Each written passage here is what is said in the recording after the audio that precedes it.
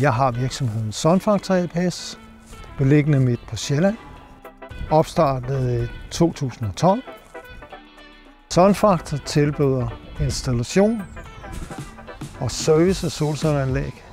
Installation på boliger, privatboliger, mindre og mellemstore virksomheder. Service på alle typer af anlæg. Vi forsøger at skabe unikke løsninger til vores kunder. Og det betyder faktisk, at jeg som installatør stort set altid betragter kundens bolig eller ejendom, som om det var min egen. Det, jeg elsker allermest med mit arbejde, det er faktisk relationen til kunden. At besøge kunden før tilbud, og besøge kunden efter installation, under installation.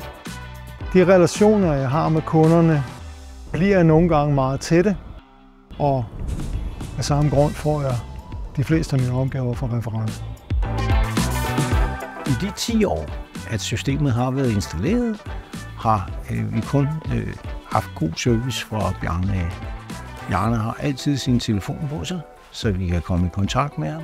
Så derved er vi også sikret, at vi kører den hele tiden. Jeg tænker, at det er svært at finde noget, der matcher det. Alle mine projekter, små som store, er jeg altid selv indover.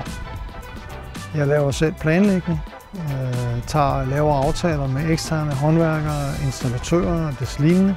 Og jeg er altid selv fysisk til stede på installationen og sørger for, at alt foregår efter aftale. Vi har valgt Sunfactor til vores installation af solceller, fordi at Bjarne, som har Sunfactor, altid er pålidelig at arbejde sammen med.